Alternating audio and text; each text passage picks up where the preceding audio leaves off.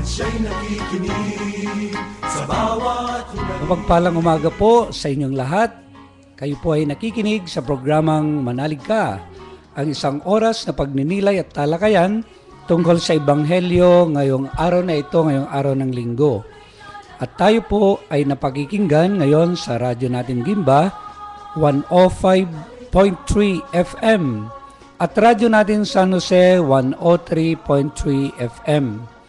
Tayo rin po ay live na napanunood via live streaming sa www.dioceseofsanjose.ne.com at www.rngonline.org at sa Facebook account ng ating program www.facebook.com/manaligka2006. Ito po ang inyong host ngayong araw na ito. Of course, ang paring Ilocano, naimbag na bigatyo ang amin na apo, ang inyong kabsat, si Father Bong Romano po. At ito naman po ang inyong kapatid, isang bisdak galing Davao City, Brother Michael Von Maynagkot po. Mayong buntag po sa tanan. At ito naman si Brother Nino Cuadero from Cebu. Maayong buntag din sa lahat. Ito naman ang inyong kapatid sa pananampalataya po, si Brother Jesse Hilaga, galing pong Bukidnon. Maayong buntag po kay Reverend Richard. Medyo wala po siya ngayon. Yung diakonong Tagalog. Opo, at pagdarasal ka namin, Brother Richards, marami ka yatang pagmimisyon ngayong busy ngayong araw na ito. So, bago po tayo tuluyang magpatuloy sa ating programa, tayo po muna ay mananalangin na pangungunahan po ni Brother Jesse. Sa ngalan ng Ama at ng Anak at ng Espiritu Santo. Amen. Amen. Makapangyarihang Ama, kami po ay nagpapasalamat sa pagkakataong ito na iyo pong ibinigay sa amin. Nawa kami ang araw na ito ay maging isang araw ng pagninilay, lalo na sa linggo ng awa. Nawa ay maintindihan din namin ang lahat ng mga bagay-bagay sa aming buhay, lalo nga at sa ganoong paraan ay mapalalim namin ang aming pananampalataya sa iyo, lalo na po sa linggo ng awa. At saka hinihiling namin na sana kami ay iyong gabayan sa lahat ng aming mga gawain. Isugo mo po ang iyong banal na espiritu para kami ay gabayan sa lahat ng aming gawain sa araw-araw at nawa siya para kami iligtas sa lahat ng masama. Hinihiling namin ito sa pamamagitan ng anak na aming Panginoong Hesukristo. Amen. Amen. Sa ngalan ng Ama, ng Anak, ng Espiritu Santo. Amen. Amen. Ngayon po ay pakinggan natin ang Ebanghelyo ngayong linggo na ito na babasahin po sa atin ni Brother Bon. Ang mabuting balita ng Panginoon ayon kay San Juan. Papuri sa iyo, Panginoon. Kinagabihan ng linggong ding iyon, ang mga alagad ay nagkakatipon. Nakapinid ang mga pinto ng bahay ng kanilang pinagtitipunan dahil sa takot nila sa mga Hudyo. Dumating si Jesus at tumayo sa gitna nila. Sumainyo ang kapayapaan, sabi niya. Pagkasabi nito, ipinakita niya ang kanyang mga kamay at ang kanyang tagiliran. Tuwang-tuwa ang mga alagad nang makita ang Panginoon. Sinabi na naman ni Jesus, sumainyo ang kapayapaan. Kung paanong sinugo ako ng Ama, gayon din naman sinusugo ko kayo. Pagkatapos sila'y hinihingan niya at sinabi, tanggapin ninyo ang Espiritu Santo. Ang patawarin ninyo sa kanilang mga kasalanan ay pinatawad na nga. Ang hindi ninyo patawarin ay hindi nga pinatawad. Ngunit si Tomas na tinaguriang kambal, isa sa 12, ay wala roon nang dumating si Jesus. Kaya't sinabi sa kanya ng ibang alagad, nakita namin ang Panginoon. Sumagot si Tomas, hindi ako maniniwala hanggat di ko nakikita ang butas ng mga pako sa kanyang mga kamay at naisusuot dito ang aking daliri at hanggat hindi ko naipapasok ang aking kamay sa kanyang tagiliran. Makalipas ang 8 araw, muling nagkatipon sa loob ng bahay ang mga alagad, kasama na nila si Tomas. Nakapinid ang mga pinto, ngunit pumasok si Jesus at tumayo sa gitna nila. Sinabi niya, "Sumainyo ang kapayapaan." Saka sinabi kay Tomas, "Tingnan mo ang aking mga kamay at ilapit dito ang iyong daliri. Ipasok mo ang iyong kamay sa aking tagiliran. Huwag ka nang mag-alinlangan, maniwala ka na." Sumagot si Tomas, "Panginoon ko at Diyos ko." Sinabi sa kanya ni Jesus, "Naniniwala ka na ba sapagkat nakita mo ako? Mapalad ang mga naniniwala kahit hindi nila ako nakita."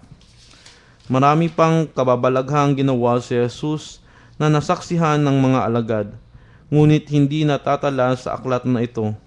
Ang mga natala rito'y sinulat upang sumampalataya kayong si Jesus ang Mesiyas, ang anak ng Diyos, at sa gayoy magkaroon kayo ng buhay sa pamamagitan niya.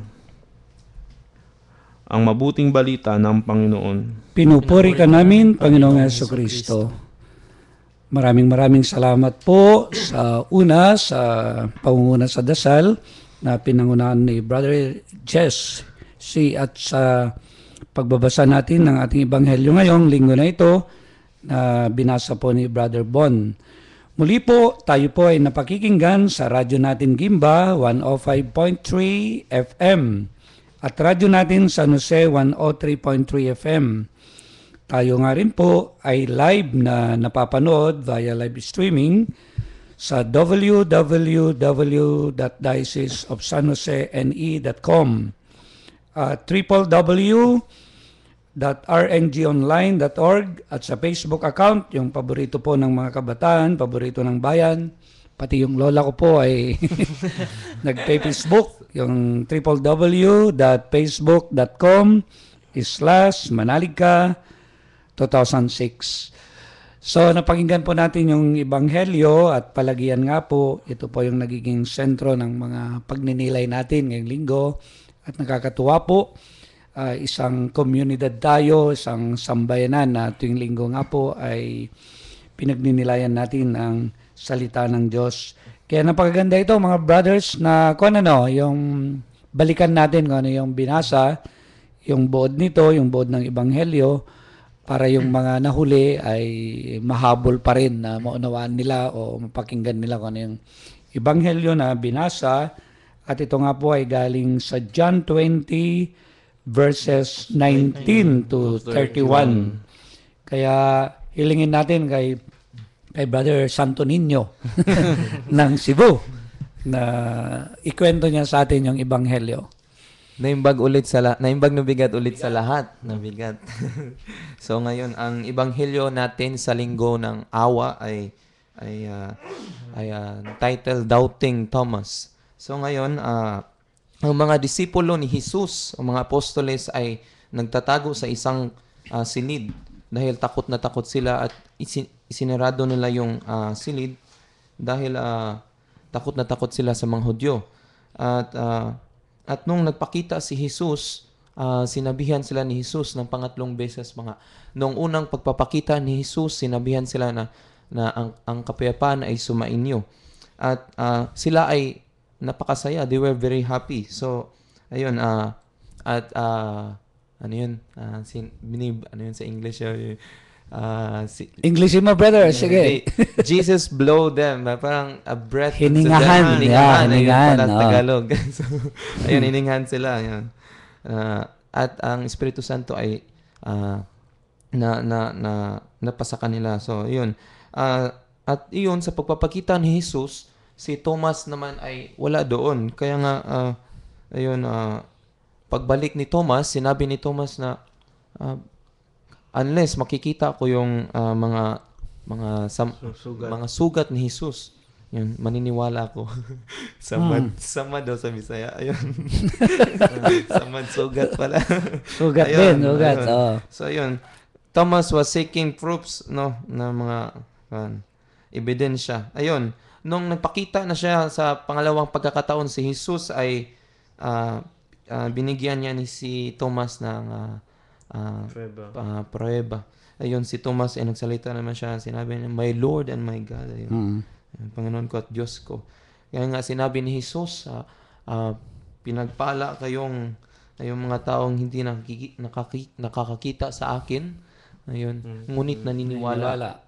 Ayun, at sinabi sa huli dito sa huling parte ng ating ebanghelyo ngayon, marami pang kababalaghan na ginawa ang ating Panginoong Hesus, ngunit ang ebanghelyo ito ay sinulat upang tayo ay maniwala.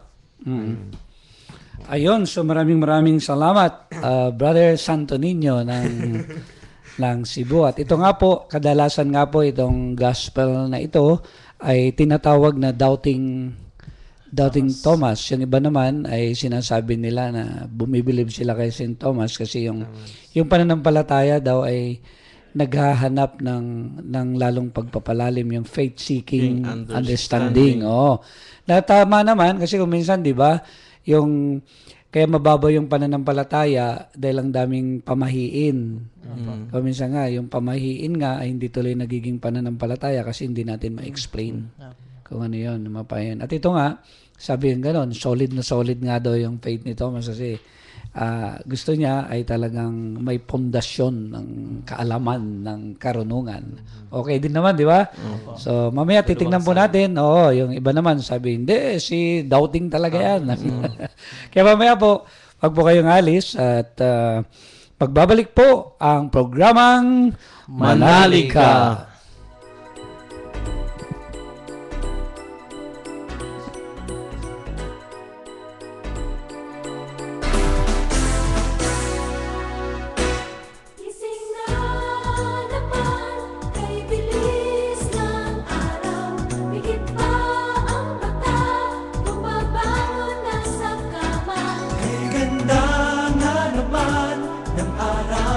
Simulan mong kumanta, pasalamatan siya. Si Jesus sa araw na ito, buhay na anong sigla, iba't dulot niya sa tuwina.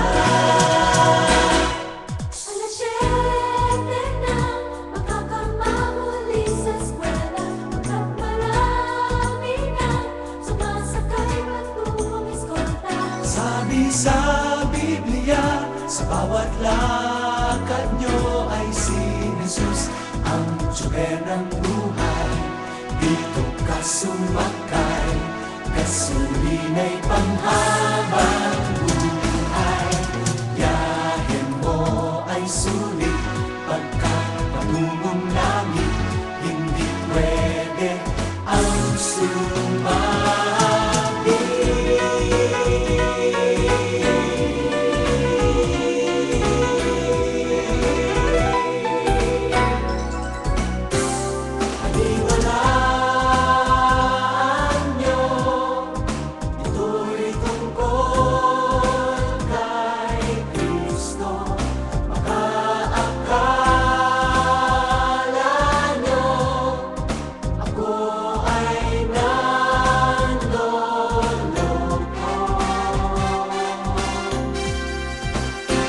Si Jesus, hindi siya sinungaling, sa kanya to nanggaling. Ito ang tanging niyang layunin. Siya ang tsuper ng buhay, dito ka sumakay, gasolina'y panghabang buhay. Siya ang tsuper ng buhay, dito ka sumakay, gasolina'y panghabang. Nagbabalik po ang programang Manalig Ka at ito pa rin po ang inyong lingkod, ang inyong kabsat, ang paring Ilocano, si Father Bong Romano po. At ito pa rin po ang inyong kapatid na bisdak, Brother Michael Von Maynagot po, MSP. Ug ang inyong igsuon nga si Brother Nino Codero. Ang inyo pa rin pong igsuon, kapatid, kakabsat, o kung ano-ano pa man, Brother Chelsea Hilaga po. So dito sa Kailokanuhan at Katagalugan ay nilulusog po tayo ng mga Bisaya. International na tayo ngayon. Ano? Opo. So ngayong linggo po na ito ay napakalaking isang biyaya sa ating simbahan sa buong mundo po dahil may magaganap mamaya na tinatawag na canonization. At naitaon po na itong canonization na ito, 2 santo nga po, ay gaganapin ngayong linggo ng awa, yung Divine Mercy Sunday, yung dakilang habag ni Jesus. At nakakatuwa, ikwento nyo nga, brothers, kung sino itong dalawang ito.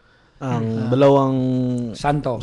magiging santo po ay walang iba po ay yung dalawang Santo Papa. Ang una, Grabe, no? Dalawang Santo Papa. yung una is si Papa Juan 23rd, si Pope John the 23rd, na siyang nagbukas ng Vatican II. Ayun, At no? Siyempre, yung pangalawa is yung kilalang Santo Papa, yung pinalitan ni Pope Benedict, walang iba kundi si Pope John Paul II po. Ayun. So, sige brother. So, si Angelo Roncalli o si Pope John the 23rd po ay nagbigay daan upang ipaabot Ayan, no? sa ating mga Kristiyano ngayon, mga Katolikong Kristiyano, ang pananampalataya maging up to date, ano yung Tagalog? Napapanahon. Napapanahon ng ating pananampalataya, hindi ito sa panahon lang ng mga apostoles, at ito ay buhay hanggang ngayon. Kaya yung simbahan ay nagsisikap din na ipaabot ito ng may galak. And of course, kilalang kakilala rin si Juan Pablo Ikalawa. Paano mo makilala yung brother Jesse? Siguro, si John Paul II o Juan Pablo Ikalawa po sa totoong buhay ay si Karol Joseph Wojtyła. Tama pa ba? Isa galing sa bansang Poland, no? Naulila sa kanyang mga magulang sa batang sa Tagalog? Batang edad? Ganun po ba? Tama na yun, no? Batang-bata pa po nang naulila nung namatay ang kanyang mama at saka yung papa niya. At saka hindi natin lubos akalain na ganito pala yung mangyayari sa kanya. Naging pare, naging obispo hanggang sa naging kardinal at naging grabe, santo no? papa. Ngayon, iaakit na naman sa altar ng pagiging santo, no? At saka siya din yung tinatawag nila na the traveling pope o yung ilang travels ba ang nagawa ni Pope John Paul II sa buong buhay niya.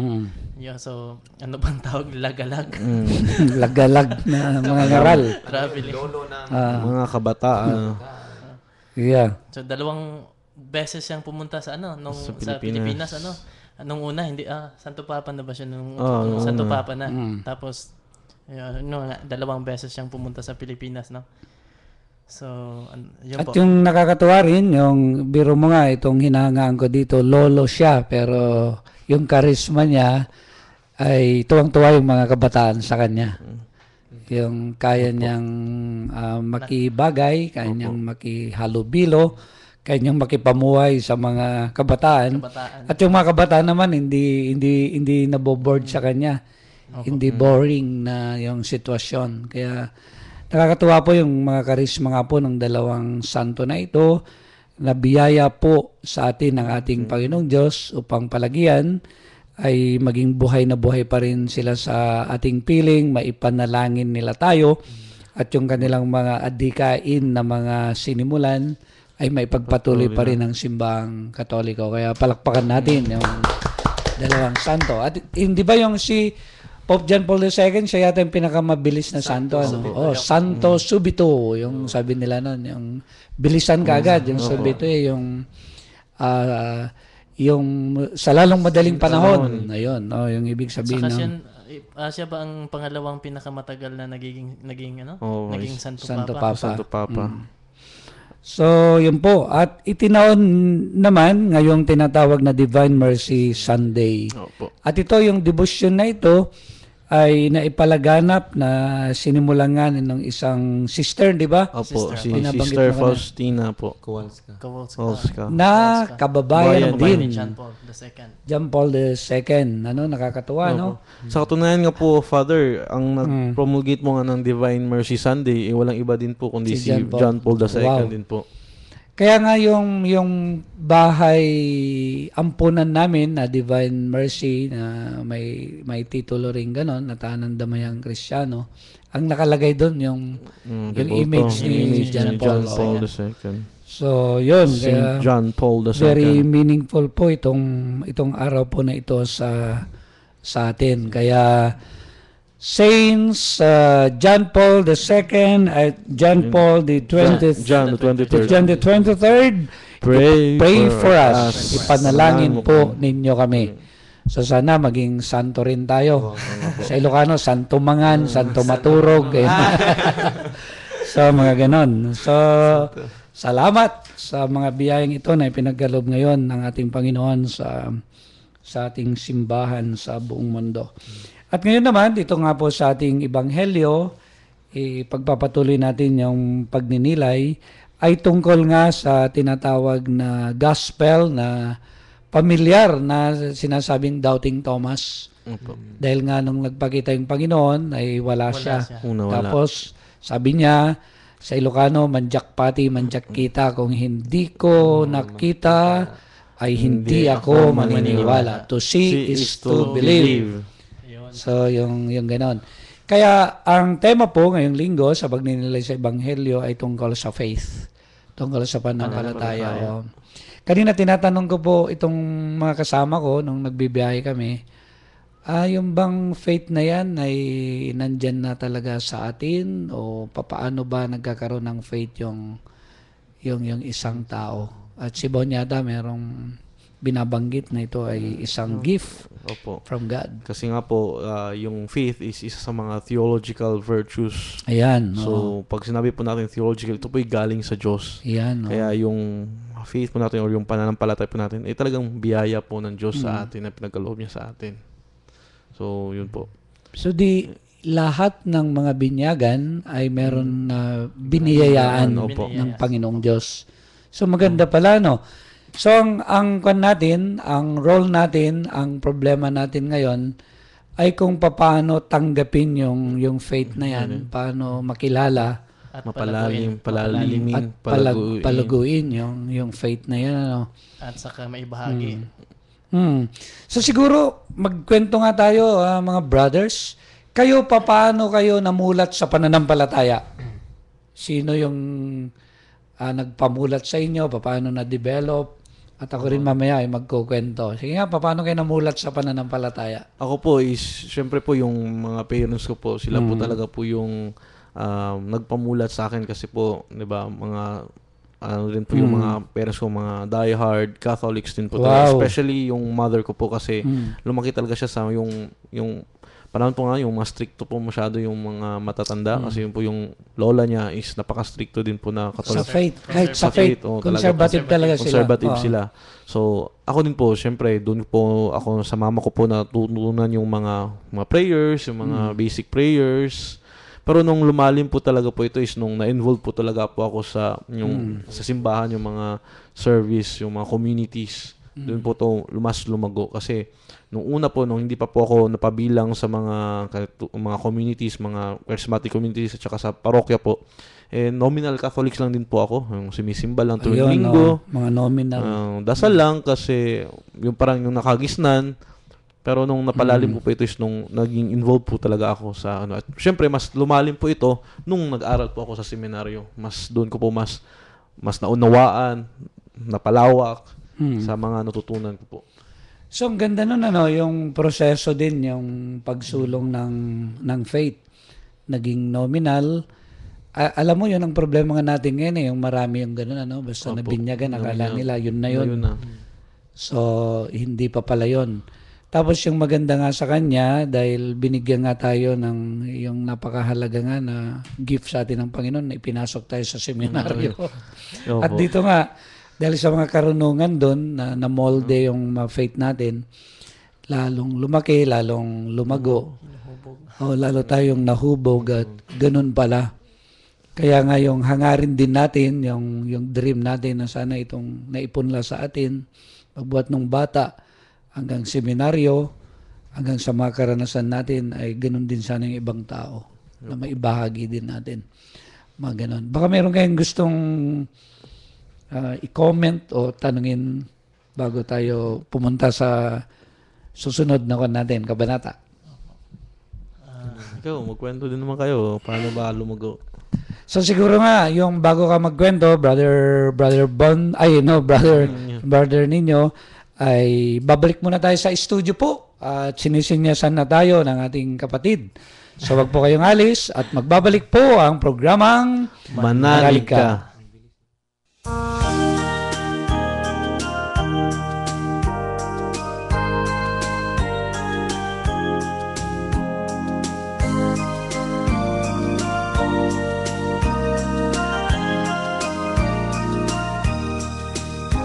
Purihin ang Panginoon, umawit ng kagalakan, at tugtugin ang gitara, at ang kaaya-ayang lira. Ipan ninyo ang trumpeta, sa ating pagkabagabag, sa Diyos tayo'y tumawag. Sa ating mga kaaway, tayo ay Kanyang iniligtas. Purihin ang Panginoon, umawit ng kagalakan, at tugtugin ang gitara, at ang kaaya-ayang lira. Iban ninyo ang trumpeta, ang pasaning mabigat, sa ating mga balikan. Ginagaan ang lubusan ng Diyos na tagapagligtas. Purihin ang Panginoon, umawit ng kagalakan, at tugtugin ang gitara, at ang kaaya-ayang lira. Ipan ninyo ang trumpeta, Panginoon dinggin, ang landas niya'y tahakin, habang buhay ay purihin, kagandahan loob niya sa atin. Purihin ang Panginoon, umawit ng kagalakan, at tugtugin ang gitara, at ang kaaya-ayang lira. Ipan ninyo ang trumpeta.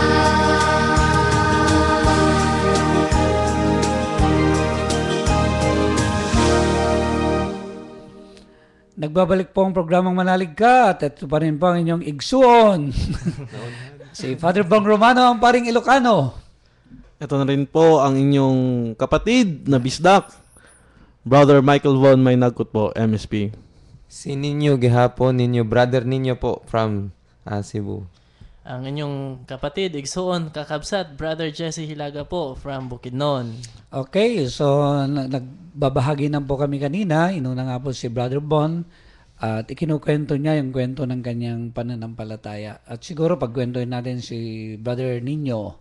Ayun po, kagaya din po kay Brother Bon, kay Kuya Bon, yung faith ko naman ay nagsimula nung, syempre, bininyagan ako nung bata ako. And then, I was not expecting, I did not expect no na mapapasok ako bilang isang sakristan.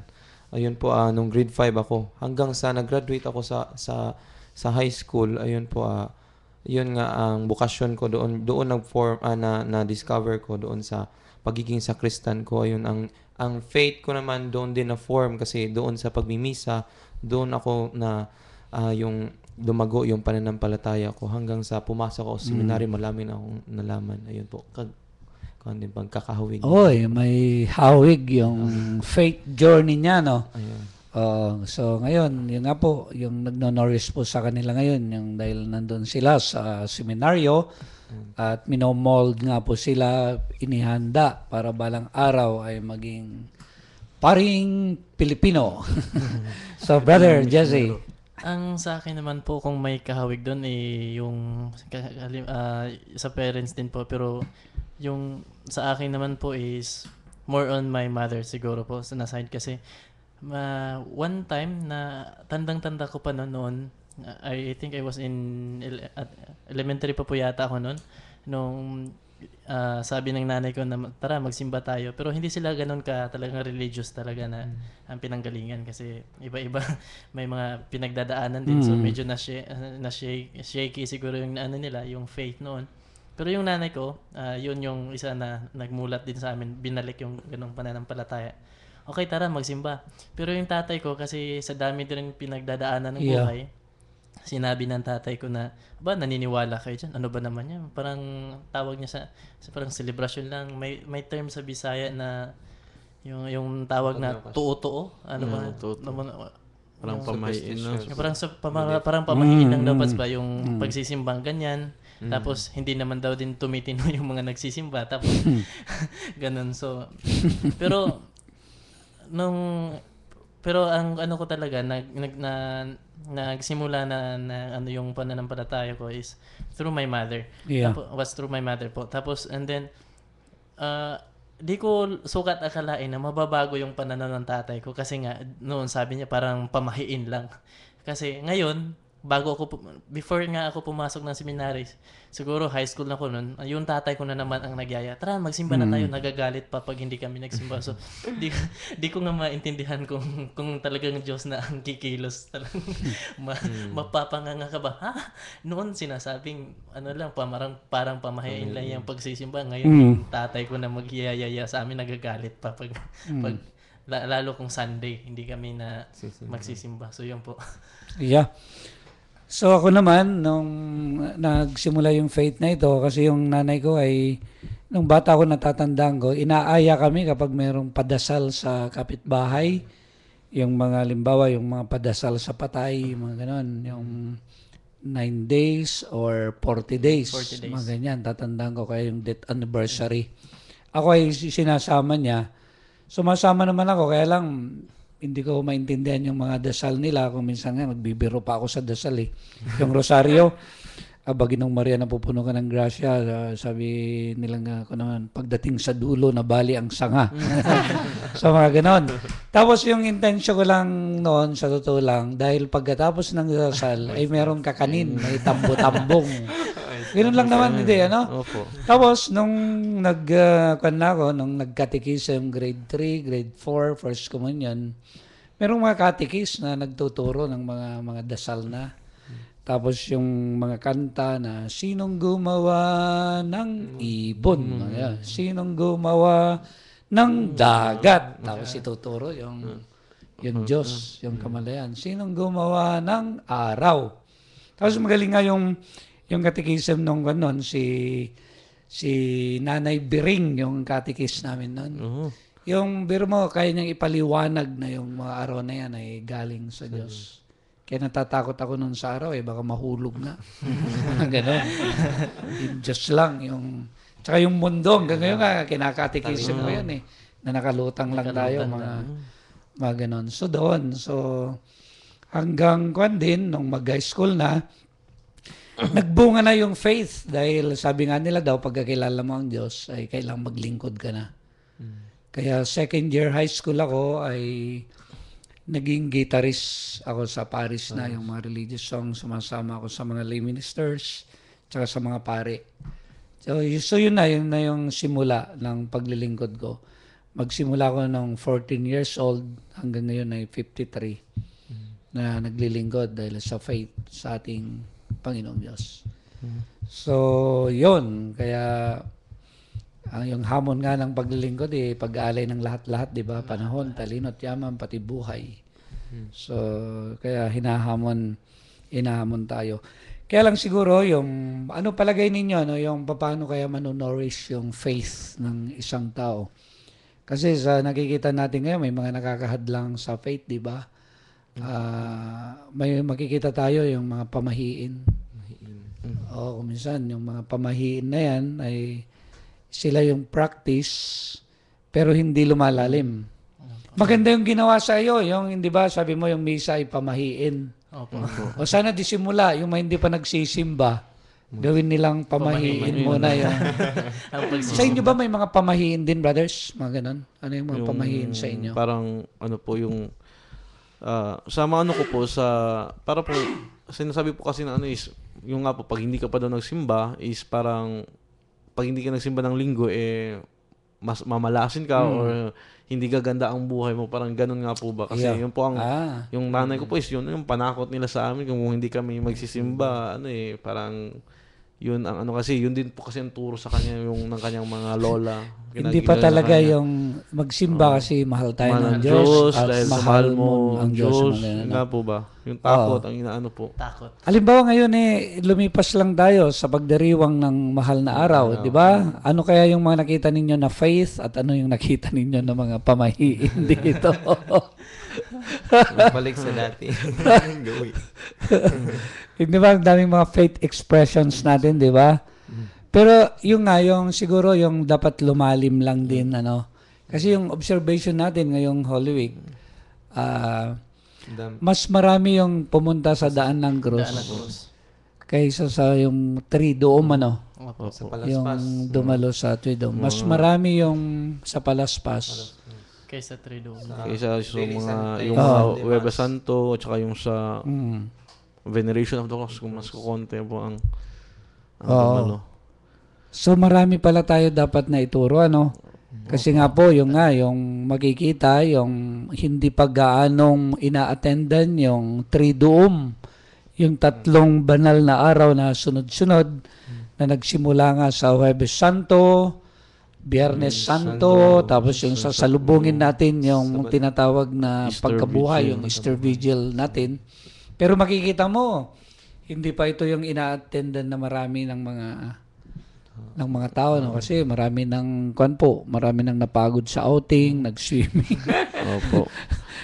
Iba din po siguro para sa kanila okay na po yung naglakad ng 11 kilometers at 4 na oras. Okay na yun, ano? Okay na sa kanila siguro yun. Yun siguro ang pagkakaintindi nila. Mm. At ito siguro mag-suggest tayo paano ba nanonourish itong faith na ito. Una, para sa akin, napakahalaga nga yung faith formation, yung paghubog. Paghubog. Opo. At ngayon, nakakatuwa, marami tayong mga program na ganito. And then, yun ding pakikinig nga sa radio, yung mga religious station. Actually, natutuwa nga po kami dito. Maraming mga radio station na nagbibigay ng mga religious program.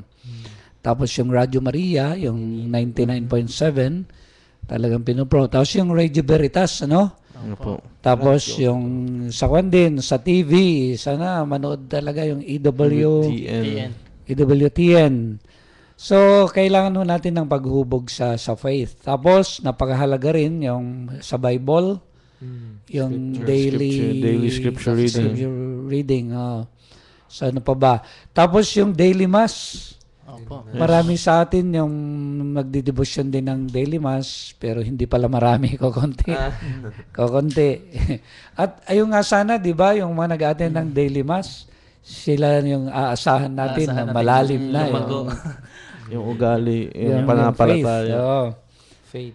Faith. Yung mga ganon. Tapos and of course, yung Sunday mass, ano, Opo. hindi pwede dapat na mawala to nourish our faith. At pagkatapos nga po nito, hindi lang yun yung inaasahan natin, yung to nourish our faith, pero makita sana natin na meron ding bunga yung faith natin. Kagaya nga yung sinasabi natin kanina na yung sulat ni James, Ni Saint James ang po. Tagalog ni Saint James, Santiago. na yung pananampalataya na walang gawa ay patay. So explain nga ninyo ito, mga brothers. Faith without Brother works Bon. is useless. Oh. Ano po, yung pananampalataya po is hindi lamang po yung hanggang simba lang po tayo, hanggang dasal lang po tayo, kundi yung pananampalataya po natin, yung total manifestation po natin dito is pati din po sa gawa. We extend yung especially yung ating works of charity, yung ating missionary works natin. Ayun, no? Doon po natin mas nabibigyan ng mas makahulugan yung ating pananampalataya. Mag-mission. Ayun, Mission, yun nga po. gumawa ng kabutihan sa iba. Hmm. mag-house to house. Yun, house to house. At lalo na ngayon, di ba panahon ng kwan ngayon, yung mga laiko. Opo. Oo nga, alam mo, sabi ni Taon ng Bishop, laiko. taon ng mga laiko ngayon, sabi niya, yung mga laiko na yan ay sleeping giant. Opo. Naku, Panginoon ko, pag ito yung nagising, mawawalan ng trabaho ang pare. Sacramental. Oo, doon na lang kami sa simbahan talaga. Misa. Nag-internet. Relax. Recreation. So, yun po, yung hamon pa rin po sa atin na sana nga po ay may component talaga ng mga gawa ito. At ito nga, di ba, yung tayo nung last Thursday ay nagkaroon tayo ng house to house Opo.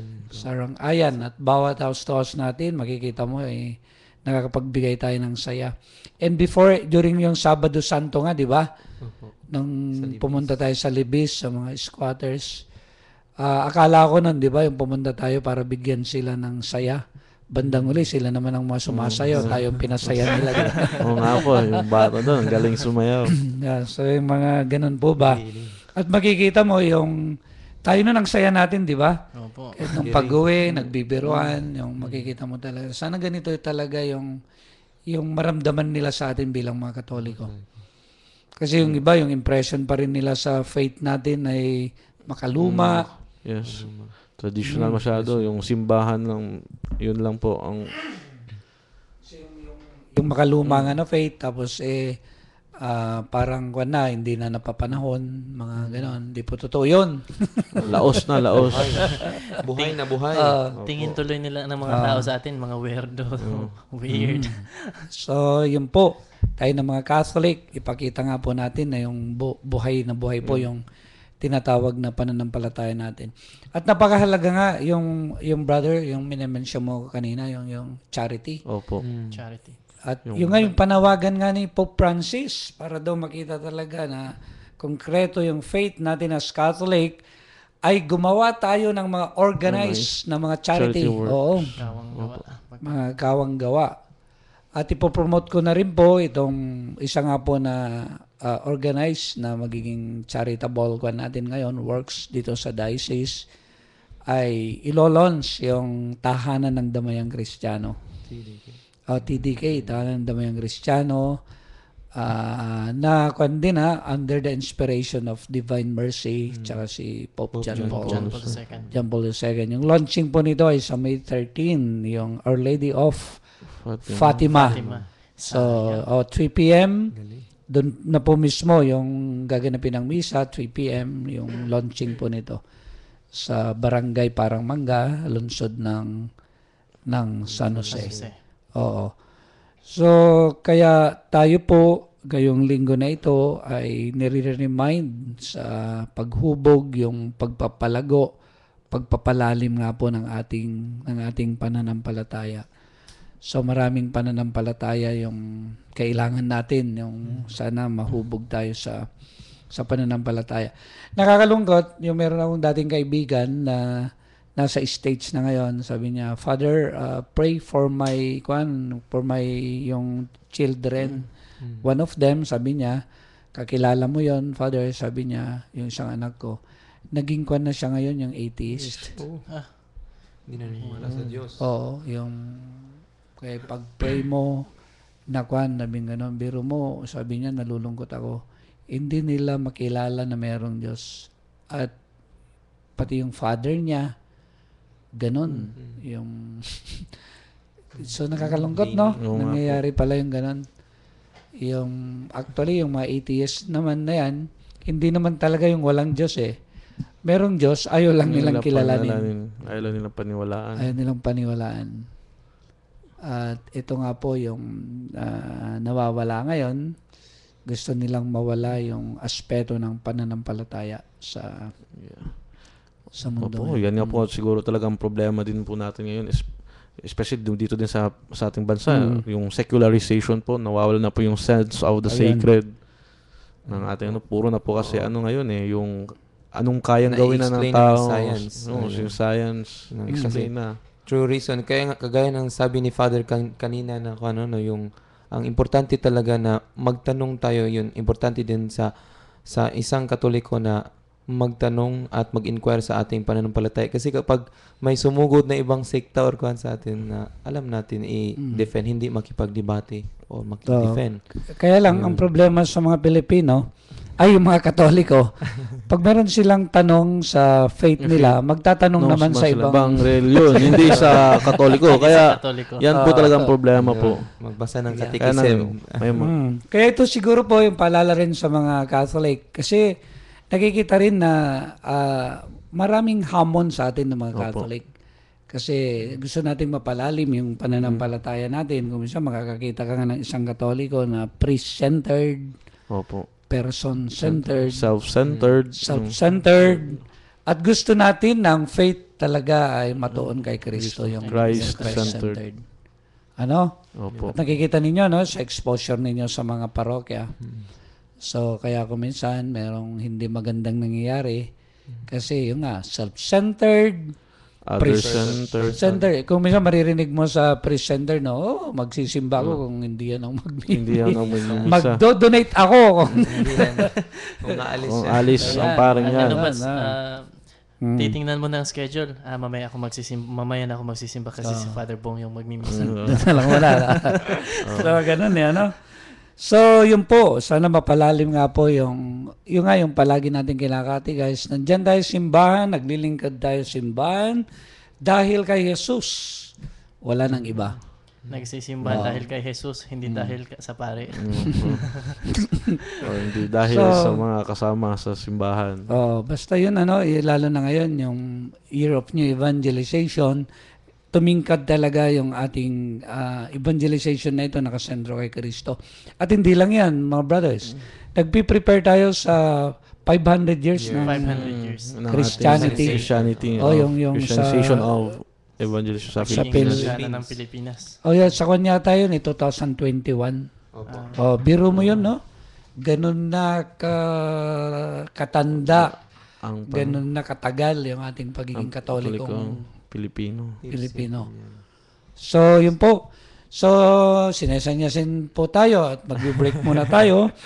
Medyo makikinig muna po tayo ng isang magandang religious song. Magbabalik po ang programang Manalig Ka. Yung kwento.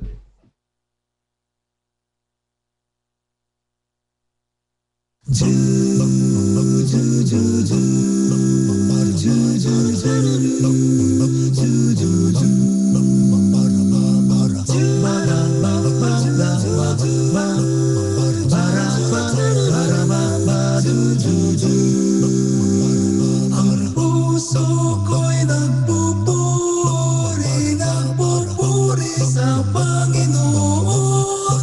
Nagagalak ang aking espiritu sa aking tagapagligtas. Ang puso ko'y nagpupuri sa Panginoon. Nagagalak ang aking espiritu sa aking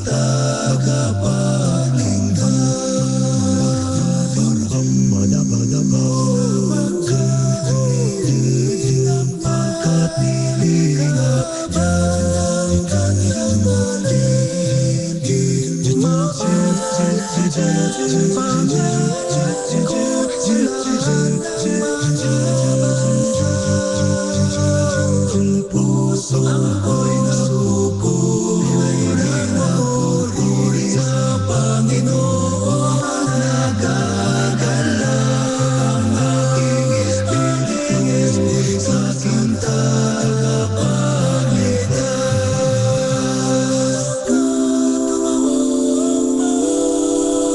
Ng mga dakilang bagay sa lupa, langit ang pangalan ng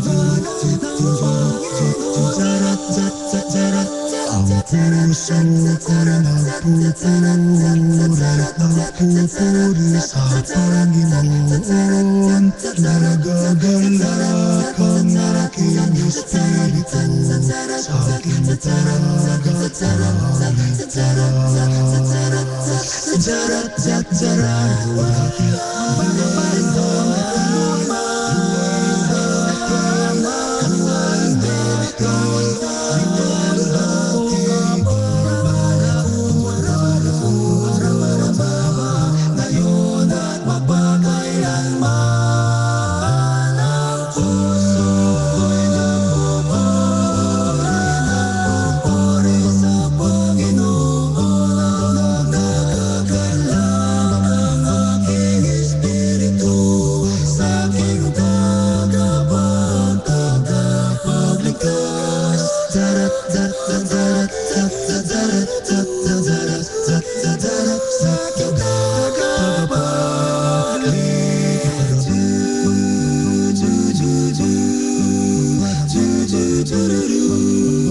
Minamahal na mga kapatid, nagbabalik po ang programang Manalig Ka. Ito pa rin po ang inyong kabsat, ang paring Ilocano, si Father Bong Romano po.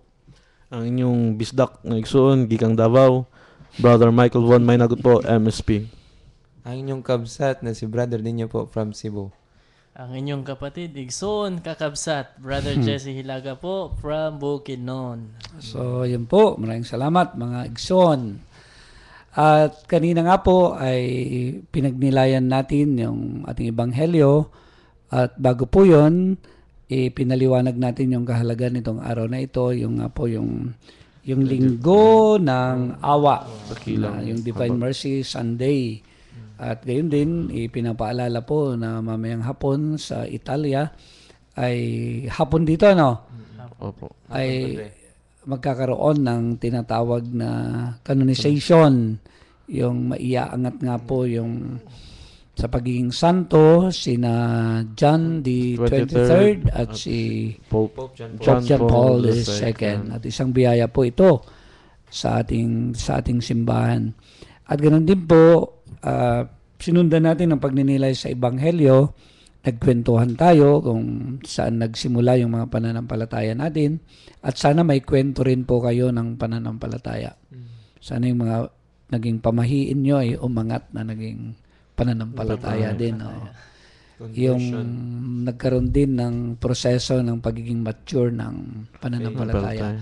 At sana nga po, dati yung mga pagsisimba ninyo na tinatakot lang kayo ng lolo, ng lola, o pinagiging, panakot yung Diyos, o kayong pare.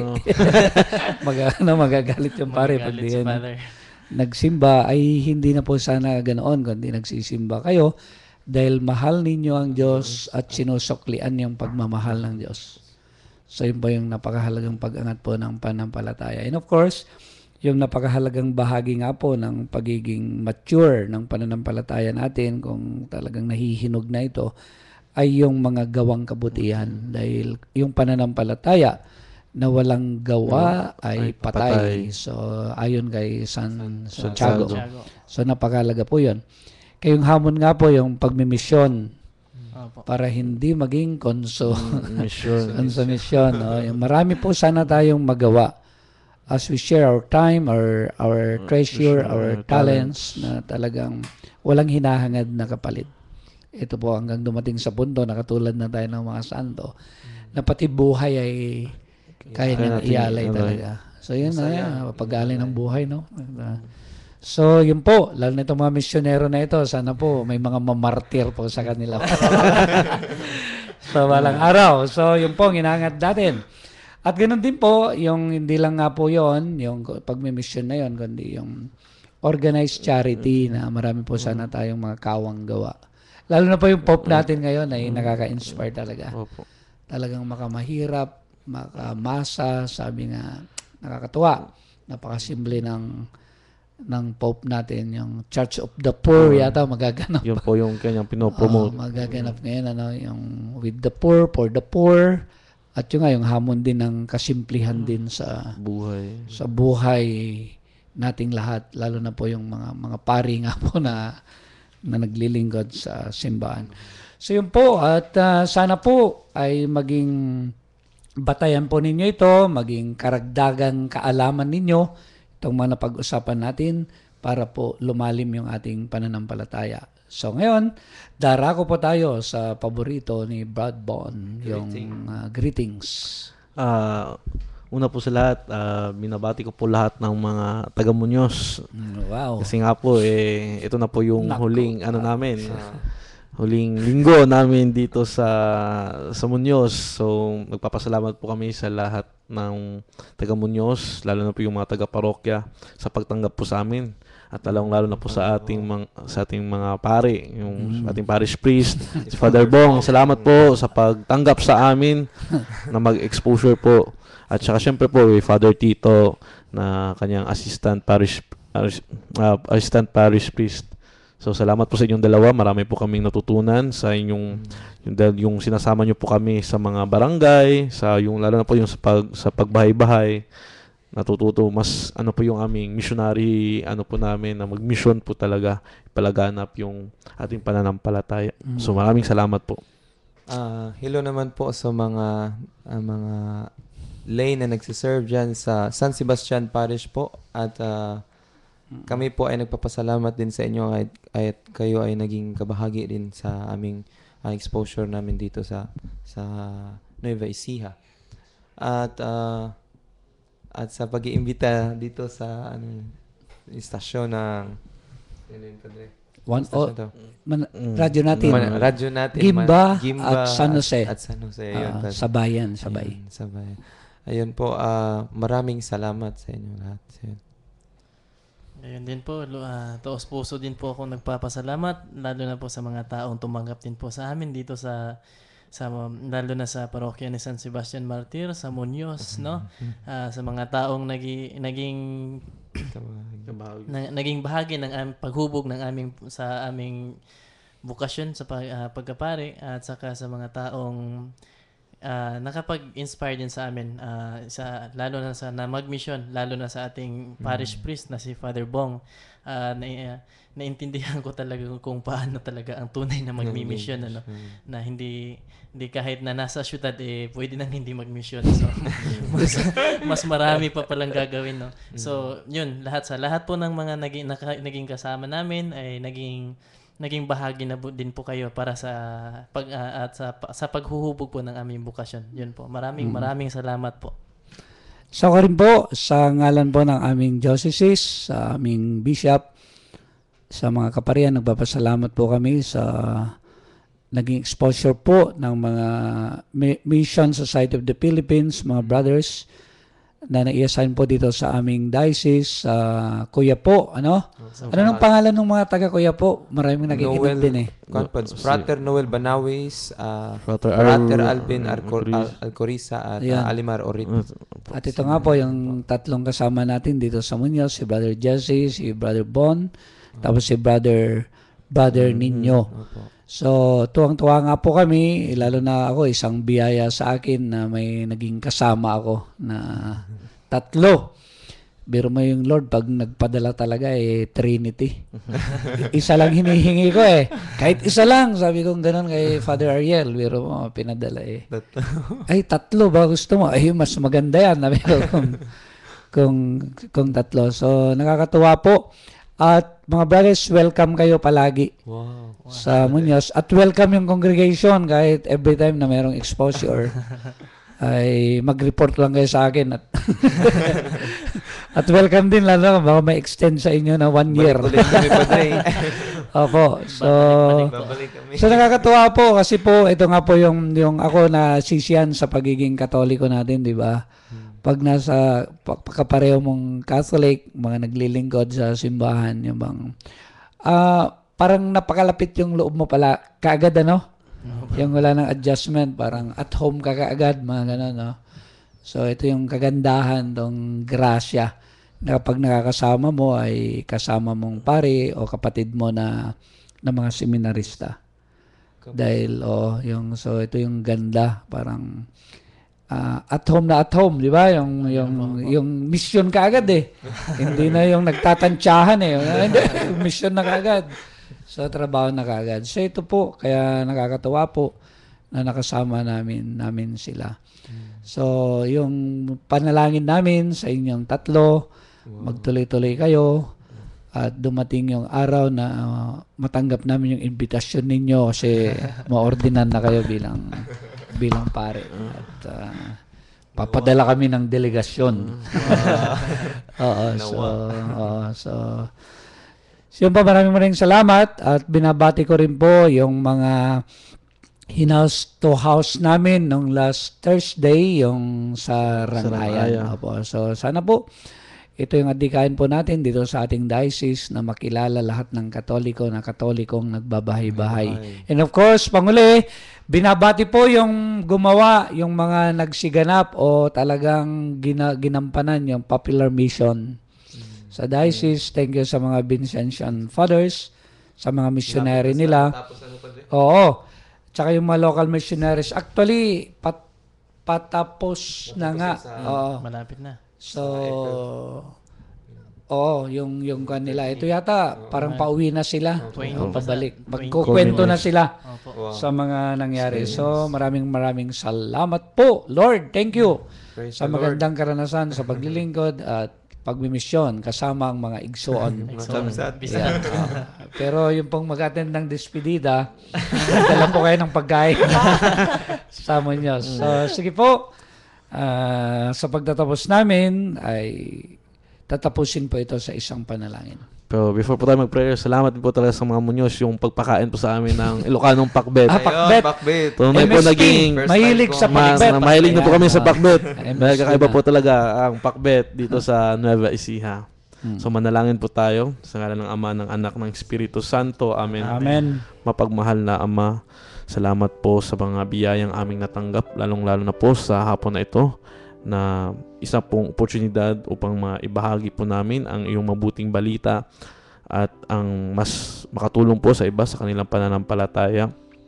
Nawa po yung aming pong naibahagi, mas makilala ka po ng aming mga kapatid, mas maintindihan po nila ang kanilang pananampalataya, nang sa ganon maging misyonero mo din po sila, maging instrumento nyo din po sila para ibahagi ang iyong mensahe ng pag-ibig.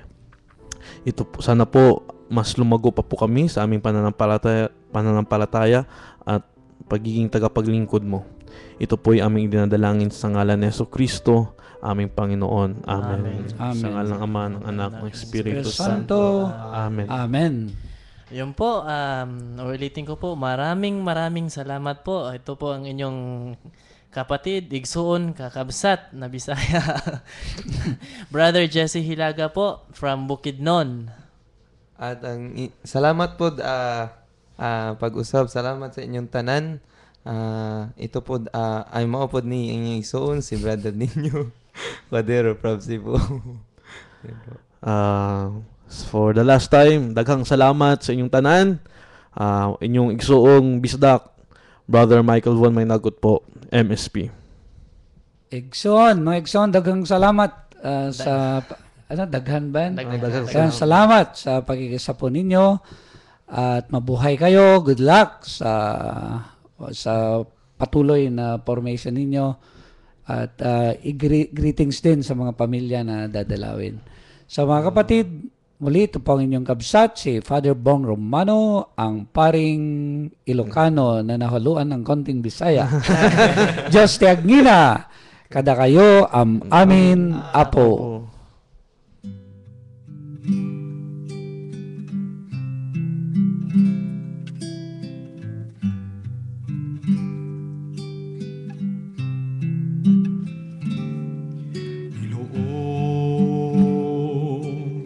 Lahat ng takot sa iyong damdamin, ang pangalan niya lagi ang tawagin, at siya'y nakikinig sa bawat hinaing.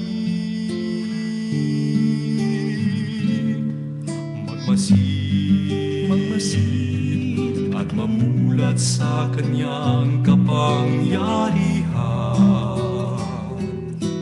Nabatid mo ba na siya'y naglalaan, patuloy na naghahatid ng tunay na kalayaan?